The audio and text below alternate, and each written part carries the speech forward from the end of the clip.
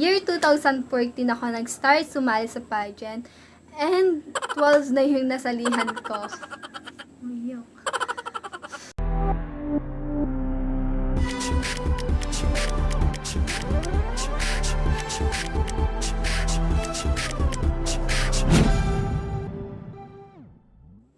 Hi! Welcome back to my channel. So for today's video, I will be sharing a random pageant tips for beginners. And disclaimer lang, I'm not a pro and based lang din ito sa experience ko. So without any further ado, let's start!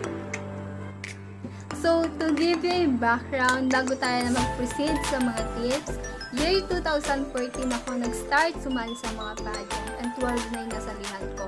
Kasama na doon yung mga pag-news and runway modeling ko. And ang latest na nasalihan ko ay Binibining Masambong 2019, which is like second runner-up ako. And some of you may ask, anong pakiramdam kapag nagsisimula ka pa lang? Mahirap ba? Yes, mahirap kapag nag-uumpisa ka pa lang. Pero kapag tutulungan mo yung sarili mo na mag-practice para mag-improve ka, mas madadalian ka na sa susunod. And ako kasi, hindi ako ganun nahirapan. Kasi bata pa lang ako, nakitaan ko na yung sarili ko na I really want to be a beauty queen. Na gusto ko talagang humarap sa maraming tao na naglalakad sa stage wearing a glamorous gown. Yeah, and because of the support of my parents and those people who believes in me, I pursue my passion in modeling.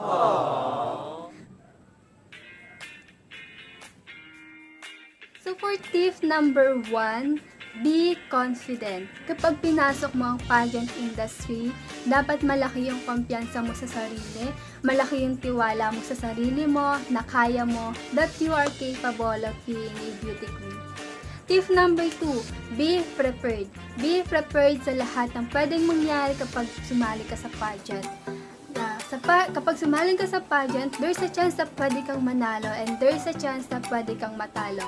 Ako naranasan ko ng matalo twice, Miss Sports Fest 2017 and Miss Millennial 2018.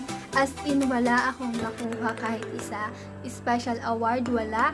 And hindi rin ako nakapasok sa top 5. Because pageant is a battle of luck. Kapag nanalo ka, masaya, thank you Lord. Kapag natalo ka, thank you Lord pa rin. Kasi dapat ang magiging mindset mo kapag sumali ka sa pageant is, sumali ka sa pageant not just to compete, but because you wanted to help yourself to boost your confidence in front of others, and most likely to gain more friends and show your talent that God has given you.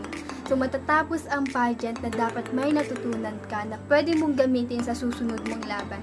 Kasi hindi sa pagiging talo mo mag-e-end yung career mo sa pagpapageant.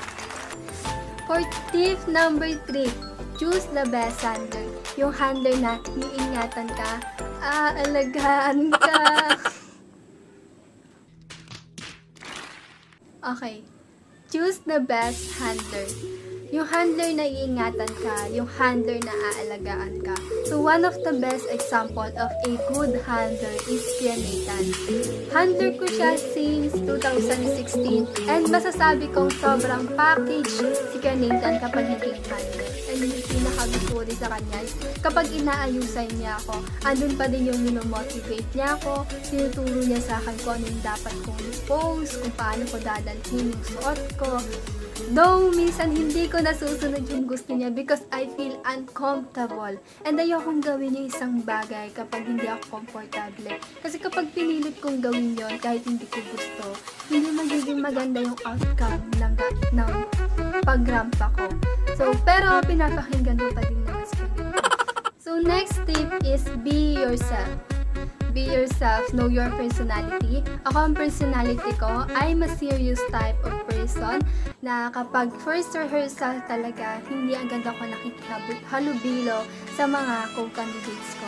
Kasi kinakapa ko pa yung mga personality nila para alam ko kung paano ko sila i-approach. Be yourself na hindi porket ganito yung co-candidates mo ay magbabago ka, babaguhin mo yung sarili mo. No. Hayaan mo sa pagiging ikaw mismo, sa pagiging totoo mo sa sarili mo, kanila makilala. Next tip is practice yourself. practice your ramp, practice Q&A, and practice eye-to-eye contact. So, practice your ramp kahit mga simpleng paglakad lang yan para kapag dating ng first result, may alam ka na and konting linis na lang ang gagawin. So, practice Q&A, madalas ko itong ginagawa, especially kapag wala akong magawa dito sa bahay. Humaharap ako sa salamin and tinatanong ko yung sarili ko ng mga possible questions and sasagutin ko din. Yun, para kapag dating ng Q&A sa pageant, kapag familiar yung tanong sa'yo, may idea ka na and iwas mental block din yun. Next is yung eye-to-eye contact. Ito yung dapat na madalas na gagawin mo, yung hindi mo dapat kalimutan. Ang pakikipag eye-to-eye contact, hindi lang sa mga audience, kundi pati sa mga judges. Kasi kapag nakipag eye-to-eye contact ka sa mga judges, magkakaroon ng connection between you and the judges, which is magli-lead na mag-focus sa'yo yung tingin ng mga judges sa'yo hanggang sa lumabas ka ng stage. The next tip is always put a smile on your face. So kapag kinakabahan ka, wag mong ipapahalata yun. Kasi kapag nahalata sa'yo na kinakabahan ka, mababawasan yung points mo sa mga judges. Kasi parang ang baba ng tiwala mo sa sarili mo. So mas maganda na idaan mo to sa ngiti. Kasi ako kapag kinakabahan ako, dinadaan ko na lang siya sa ngiti. Hanggang sa mawala na lang yung nararamdaman kong kaba. Last but not the least is be grateful and be humble. Be grateful to those people who support you before, during, and after the pageant.